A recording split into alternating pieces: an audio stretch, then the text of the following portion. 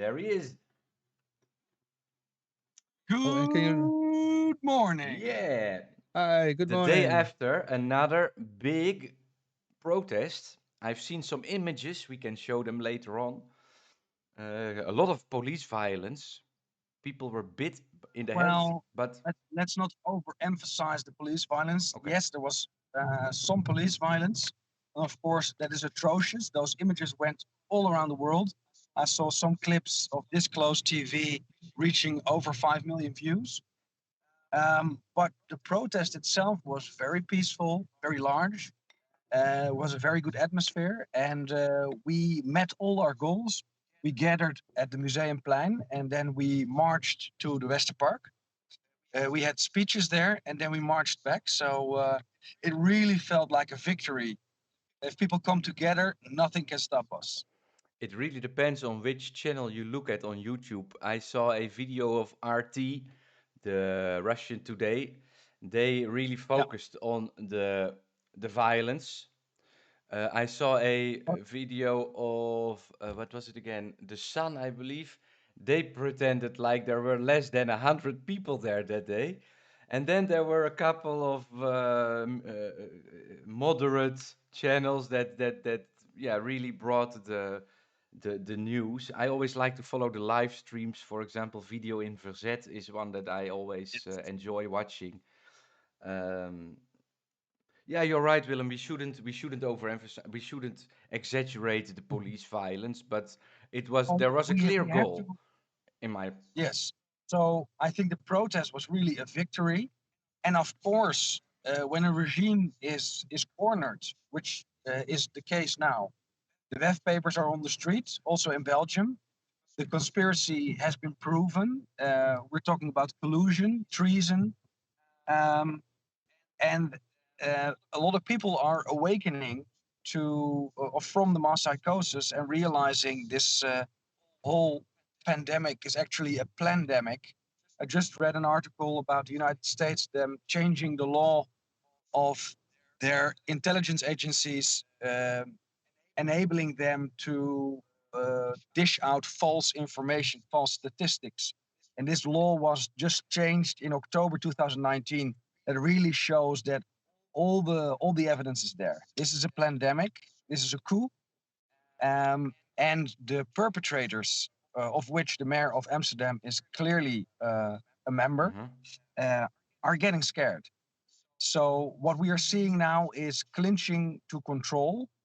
But the funny dynamics here was that the police didn't really believe it. So you saw a lot of the Peace Corps police, then they don't wear helmets and they have these emblems that are used to do the normal crowd control, talking to people. Mhm. Mhm.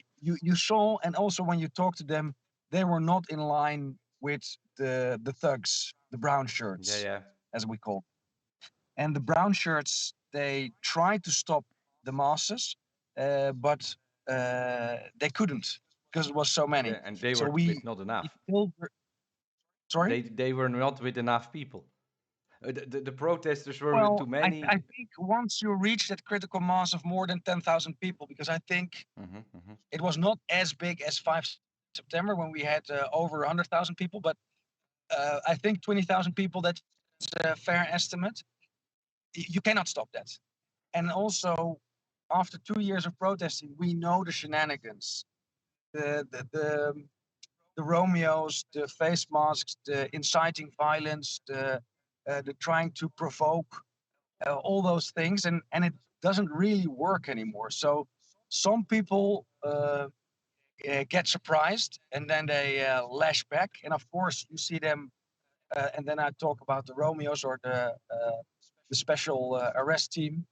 Um, Dive onto them like hyenas. Mhm. But most of the protesters are actually very disciplined, so they are not seduced to counteract with violence. They close the ranks, and a special shout out to the defend groups and to the veterans, because they really pull a big share of this protecting the masses. And what I think you saw is the frustration with the police, because after the breaking through, they targeted our defense, our groups, Mm-hmm. and took them to jail.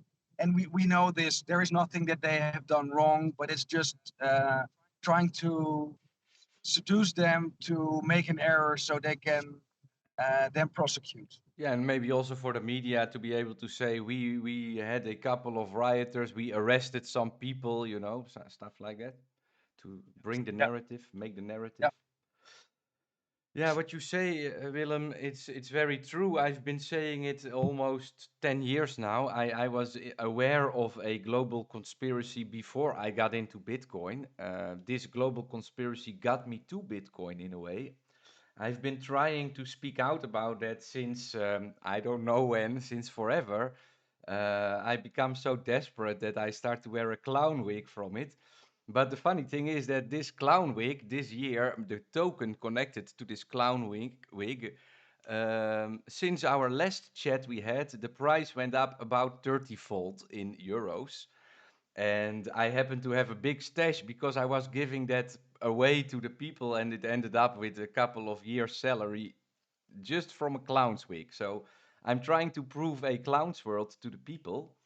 And of course, I know all that you do costs a lot of time, but more important, a lot of money. And I know how difficult it is because once people break out of the belief system they live in, they tend to overshoot. They become so spiritual that they deny any kind of reality in a way and say, no, all money is fake, and you know, stuff like that, and money doesn't matter. I think that money does matter, and that's why in today's first text of the day, I do this now for, well, sometime I make specials and I write texts to basically explain why I'm wearing a clown wig. So I wrote a text also for today. I'm about to read it. It's the opening text of today. I think it will last for like 10-15 minutes. I will put it on screen so everybody can read it. Oh, wait, that's the wrong screen. I'm going to put it on screen. And if you're ready, Willem, I am going to read out this text with my intention to give away 1 million euro to Dutch corona protesters, basically. So, Johan, if you're ready, Willem, if you're ready, I'm ready. I'm going to Yeah. do it. I am ready to receive 1 million euros. Yeah. All right. Here we go. Let But me there is a snake under the grass. let Eh? me read it out first. See if you still like it, Willem. Because don't be too excited yet. Here we go. Bitcoin birthday. I wrote this text on the 31st of December. Here we go. Happy New Year, everybody. Today, on the 3rd of January, we are celebrating the first stream of the year by memorizing the first mined Bitcoin block on the 3rd of January 2009. The so-called Genesis block was created by Satoshi Nakamoto and started an era of sound and interest-free fiat money. We had made an impact.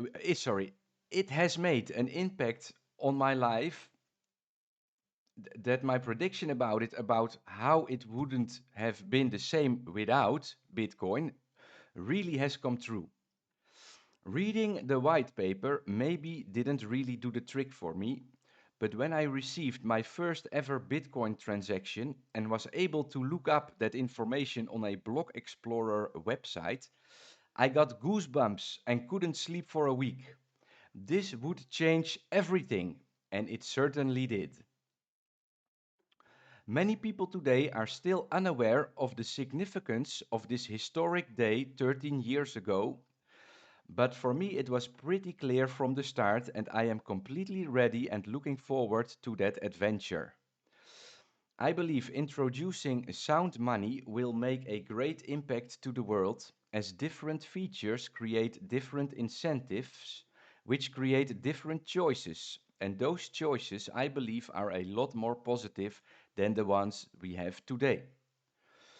When I realized how big of an impact crypto money would have in the world, I decided I wanted to try and explain this impact to others around me.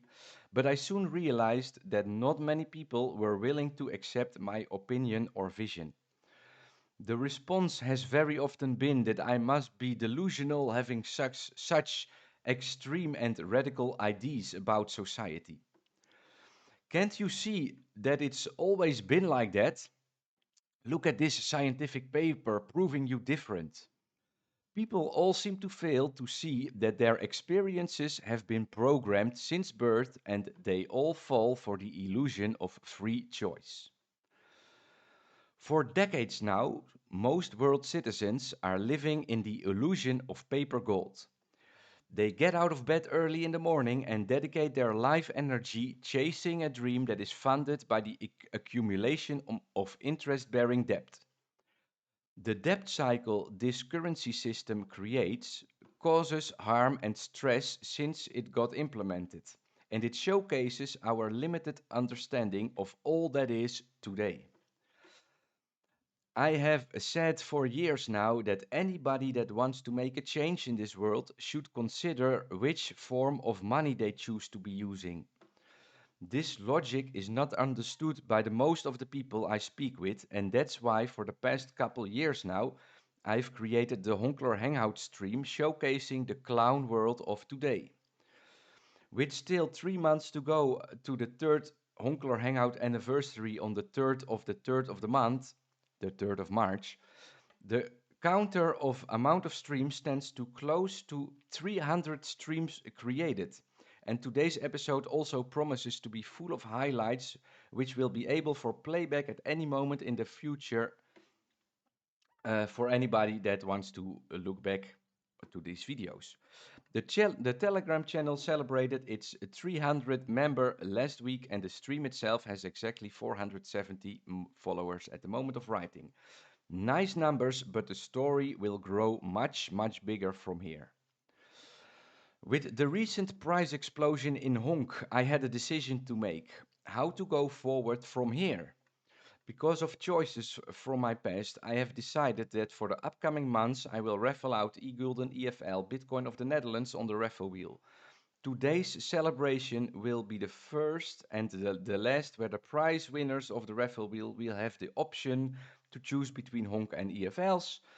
As their price from next day onward, the wheel will change to E-gulden EFL only. Uh, I will also go and try to explain by streaming in the Dutch language. Recently, I've been contacted by some Dutch people with questions related to EFL. I've always streamed so that I could share my information for free, as I figured that the obvious advantage I would point out would have to be enough to make me a living. With Honk going into a new phase, I feel like it's the perfect foundation to tackle the issue of the Netherlands once and for all so that we can get to the ultimate goal. I will be honest, I've always been very ego driven. The entire point of Liberlander Yoshi Livo is to prove the Dutch bank that took my bank account away when I informed them about my Bitcoin knowledge. To prove my Dutch bank their system can't hold because it's built on force, violence, and exclusion, and they are now going to have to compete with something voluntary and inclusive. The fight is on since years, and if there would be just enough Dutch people to support me with my crypto of choice, E-gulden EFL, Bitcoin of the Netherlands, then those who would participate would have instant funding, as Bitcoin-like networks tend to have this price appreciating effect over time compared to the government debt of choice. In the upcoming year of 2022, my Liberland passport will expire, so I need some leverage to prove I've been a good citizen, as some seem to question my intentions in Liberland. It can be understood that not everybody is willing to play the game by the rules, but even if somebody else is making the rules, at some point you should be able to make your case to defend yourself to false accusations.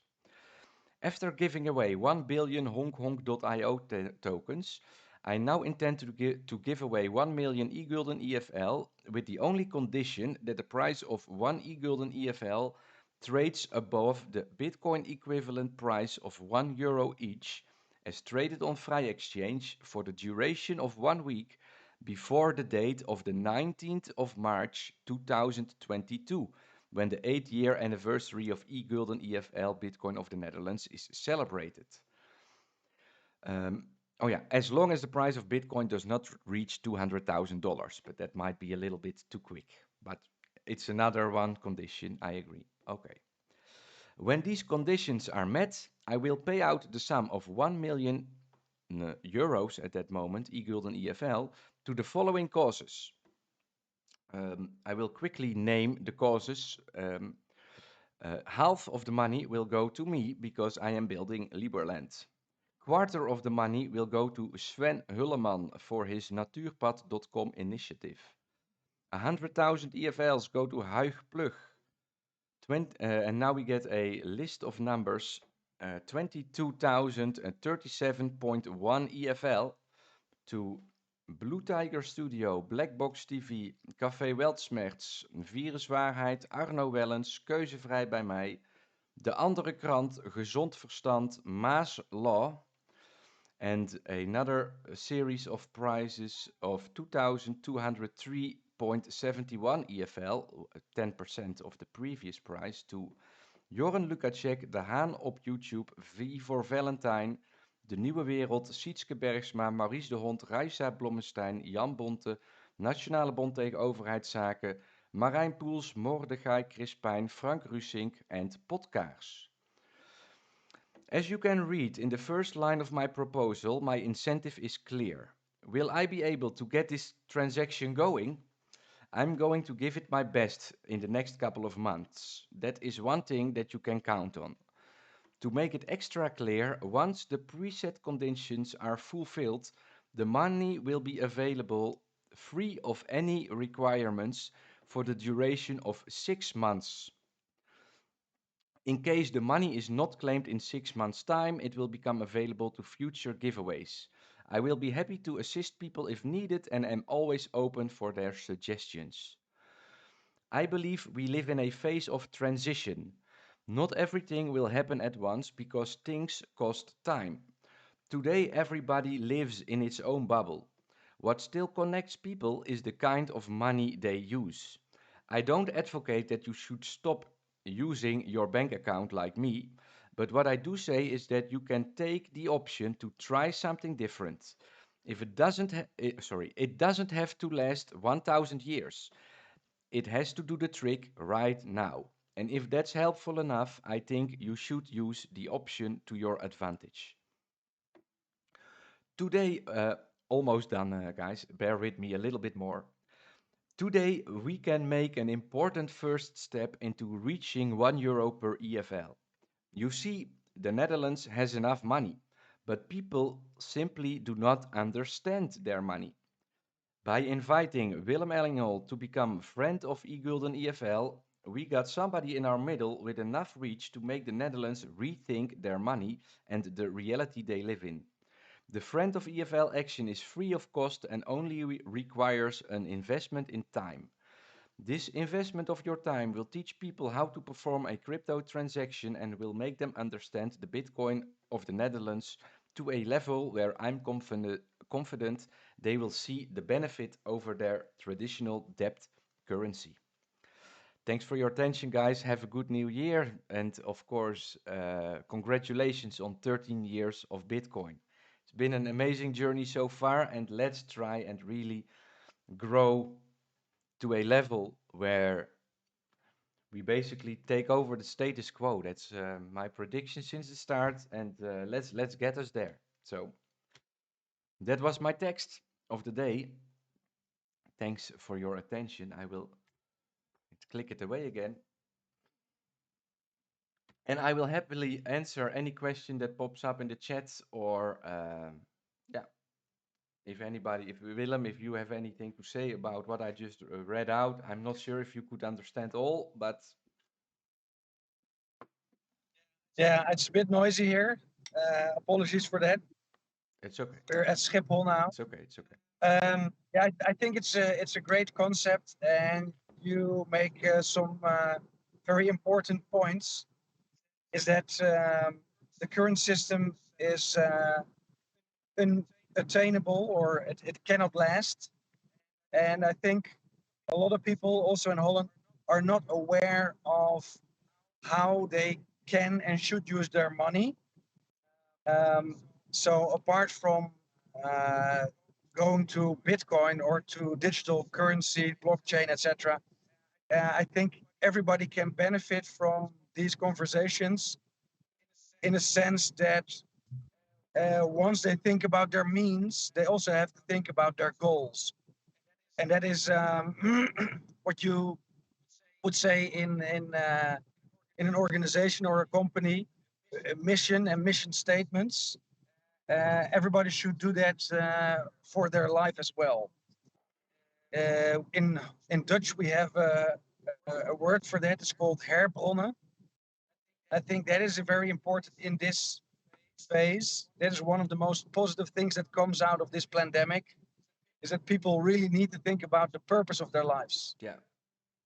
Yeah. One big aspect of money is different money creates different incentives, and because of the debt money having interest to it, you get a lot different choices than when everybody would use gold or Bitcoin, for example, because you cannot just print extra gold or Bitcoins, and you can print extra debt currency. So that on itself will make such a big impact. At least that's what I believe. I don't think it has been, I can prove it yet, because it's not really, the experiment is not really on yet.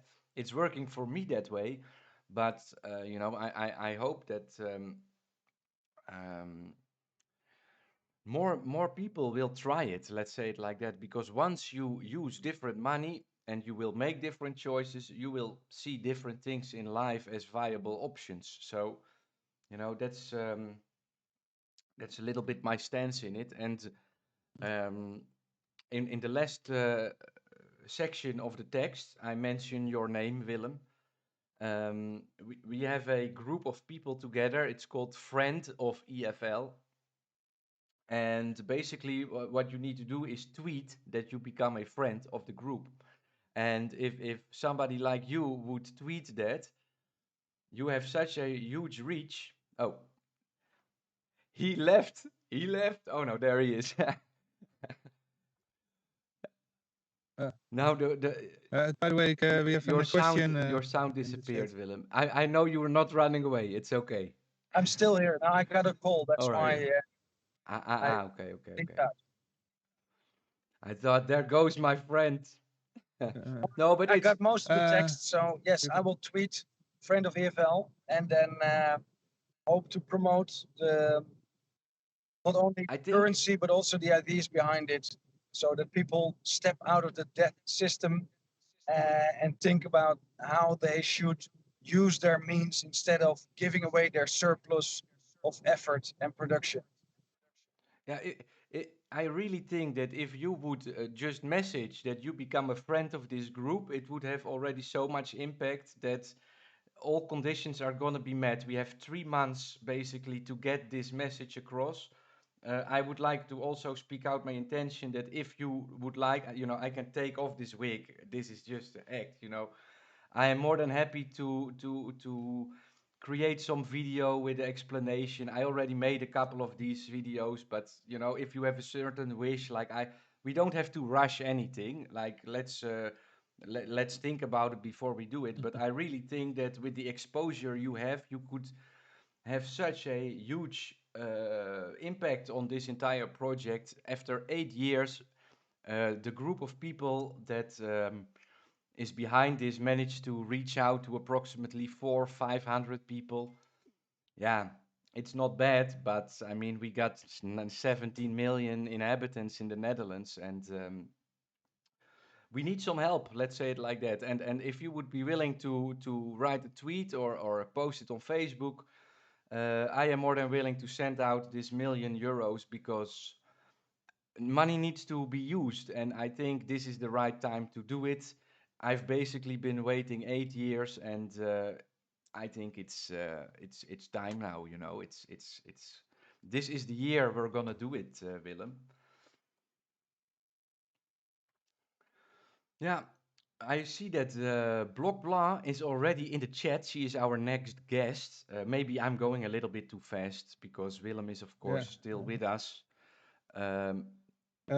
We have also people in the chat with questions. Oh, we got people in the chat with questions. Yeah. Ask your question again, or Johan read it out, because they go quite fast at the moment. Yeah, I got some. Somebody had a question that wants to know the. But I read it. Okay, that's from even kijken hoor. Zesham 3333. Yoshi, in the near future, do you think any security system will be accepted to secure Bitcoin from scammers? For example, many scams sites exist without any. Now, Zeshan, I will cut off the question of Zeshan because Zeshan always creates confusion. The scam is called Euro, Johan, and that is what the problem is in today's world. And if you are responsible for your own being and your own actions, then if you are very naive because you have always lived in a scam, you might get scammed in the beginning, but you learn from those experiences and you know that if somebody says that he is Yoshi Livo and he needs $1 million, you shouldn't just give it to him. You should try and find out some information if it's really Yoshi Livo talking to you. You know, so I do believe that people who want to establish trust will have more and more options to do so within blockchain. But it will be in a way a centralized system creating that, like a, what's the right word for that? A label or something, like a stamp, approved stamp of a certain organization that it can be trusted, stuff like that. So I do believe trust will come into crypto more and more, but in the end, it's a trustless system which creates also opportunities to take money and run. You know, that's a part of it. I see that Johan has a call at the moment, so I'll just keep on talking. I'm very excited to hear from you, Willem, that you are willing to participate. Your 1 hour that I reserved in our planning will be at 2 o'clock. Before you come on, we have Twan Manders, which is he is the founder of the Libertarian Party. But after your section, we have the chairman of the EFL Foundation of the Netherlands. In case you have any kind of question that goes into the technical aspect, he is also more than, or I'm going to tell him that he is gonna have to be ready for those questions and assistance in the future. There is an entire team around this project that is, I'm 100% sure, more than willing to participate. One of the things that I remember from the previous time that I spoke you, Willem, is the last time you mentioned gold, and that gold can be used at the moment that all electricity fails. And I thought about it a couple nights, but that's in my way, you know, that's basically saying like, yeah, when you go out, there is a chance of you getting the flu.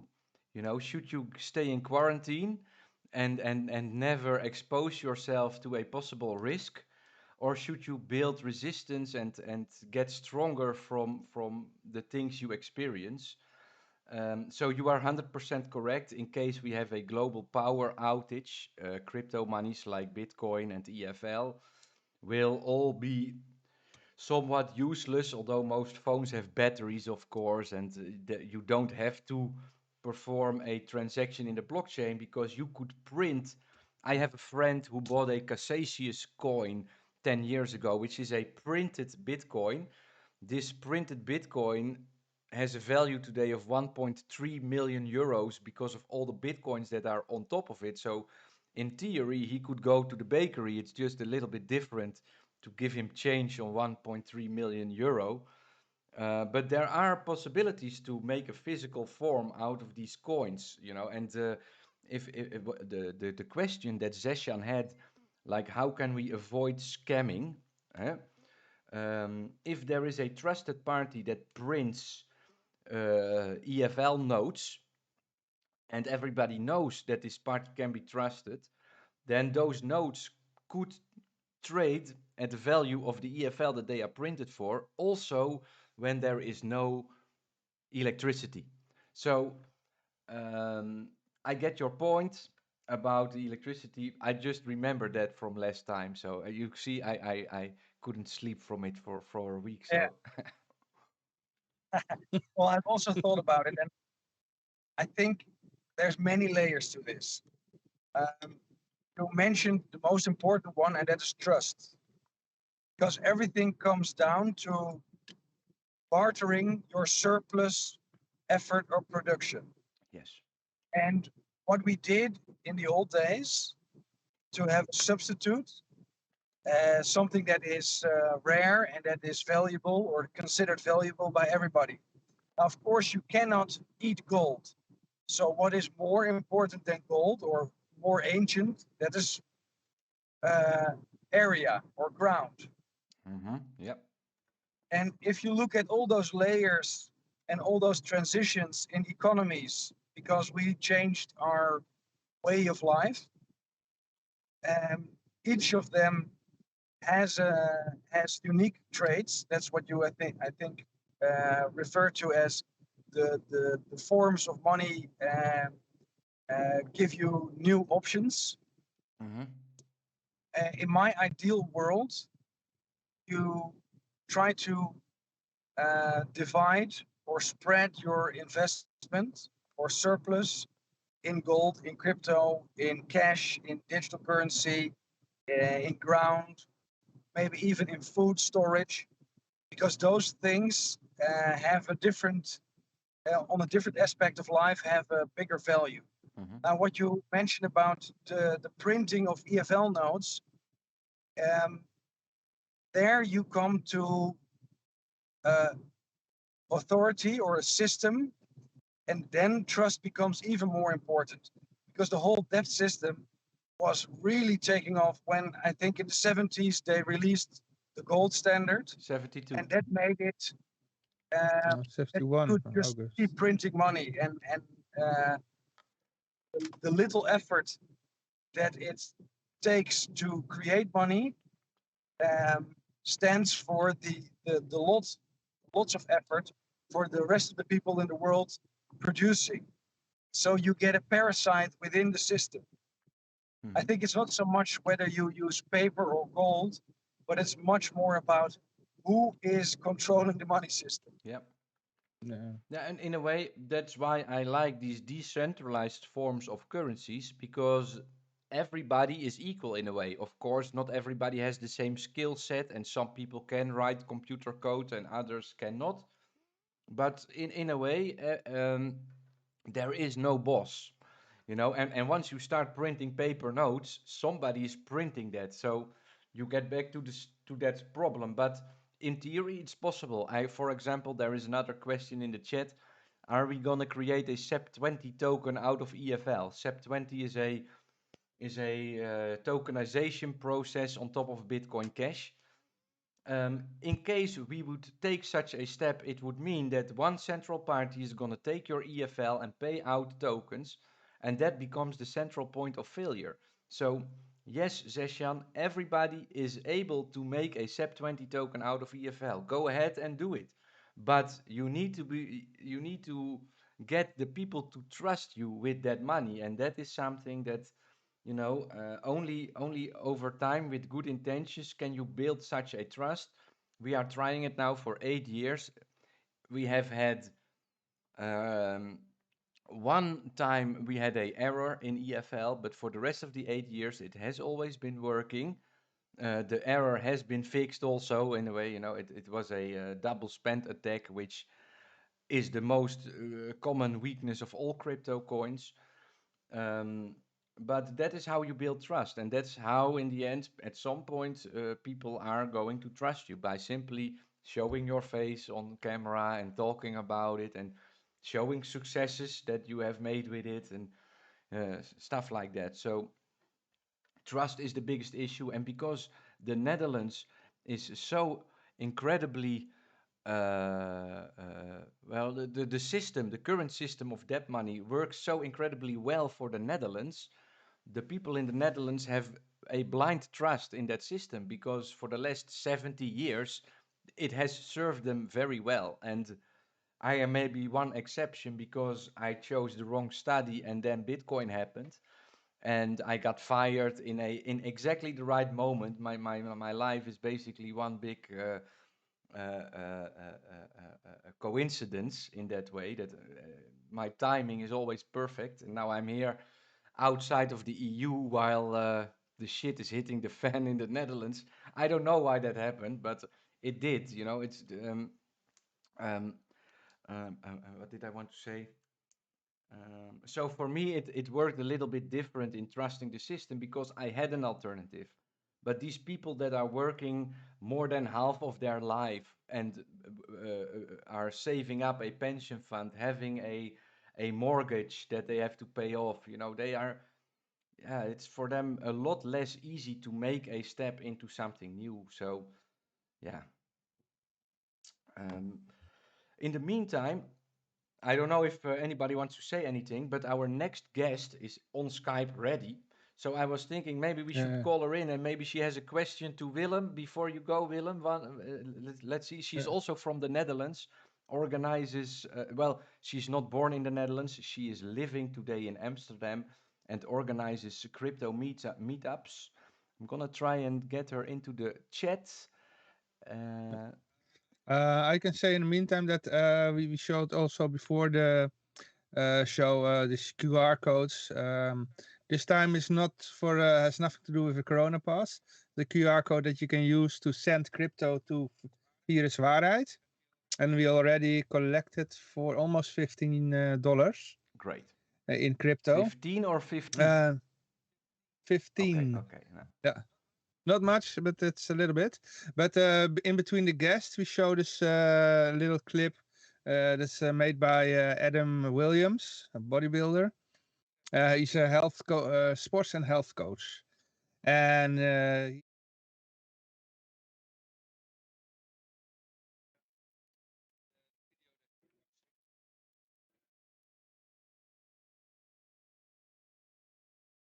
Something wrong. I'm sorry. I'm Yeah. clicking. We will play that video soon. I have to make a. Yeah. I have to make a. I have to put Eleanor in the TV down below, Johan. Could you? We will put you in the video below, Willem. Or you can ask. You can ask if she has a green screen. Okay. Johan, could you tell me which number the television below Willem has? I don't know. You have TV4 and TV5. If Willem is in 4, then you put her in 5. Or, Okay, yeah. or the other way around. Let me try it. Give us a second. And give us a second. you have NDI4 and NDI5. Yep. All right, there we got Eleanor on. Hi. Eleanor, I'm so glad you are here because you are the only woman of the day.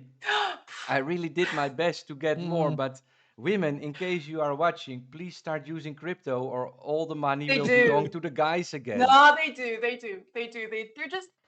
They're smarter than us.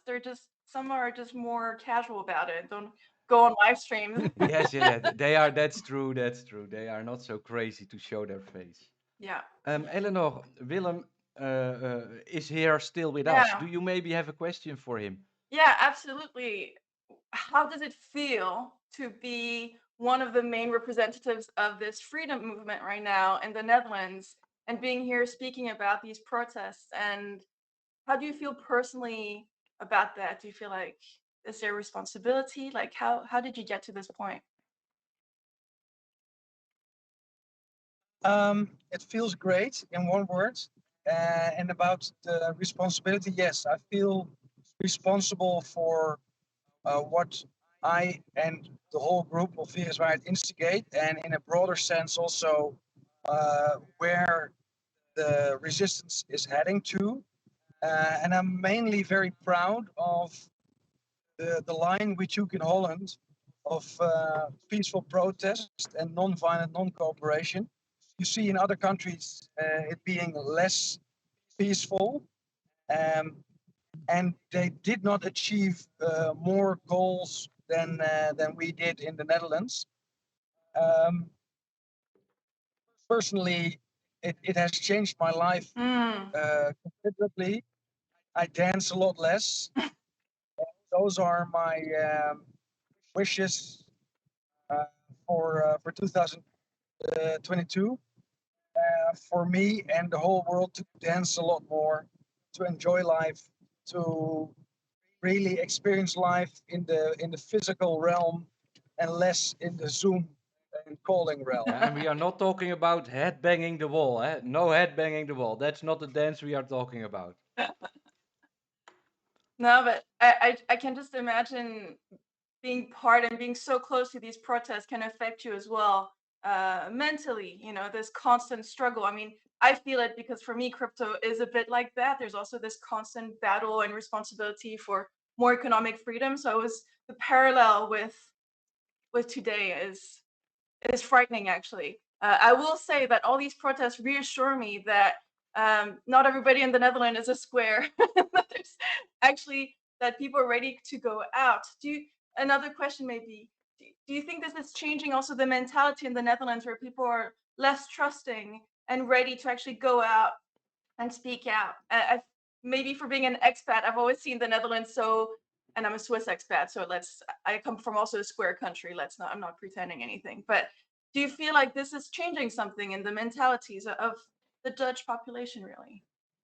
So about the long term, we first need to win the war. Otherwise, I think we will become a very fascist, mono thought country. But I see it going in the right way. Now, what has happened with the pioneers and the early adapters, as the protesters are, is that they are less trusting of authority and more trusting in themselves, balancing it more in the groups they cooperate with, they live with, instead of the anonymous government, which has done a great job in marketing themselves as maybe not the most capable, but the most trustworthy. And in reality, it's a scam. This is a criminal organization, which is really, we're only scratching the surface at the moment. I think when people realize the extent of criminality within governments, we should abolish governments and go back to living in our regions where we have civil servants that are accountable and where we have members of parliament that people can still speak to. So the distance between the voter and the government becomes very small. And that's what I call participation democracy. I see that as being the big win coming out of this crisis. Say always the best balance of power is that the distance between your representative and you is so short that you can visit him with a baseball bat. Exactly. Yeah. All right, Willem, we will see you again in 1-2 hours or something like that. I'm sure that you got many more other things to do, so we will leave it to you and you will come back later. Enjoy. Bye. Bye. Bye-bye.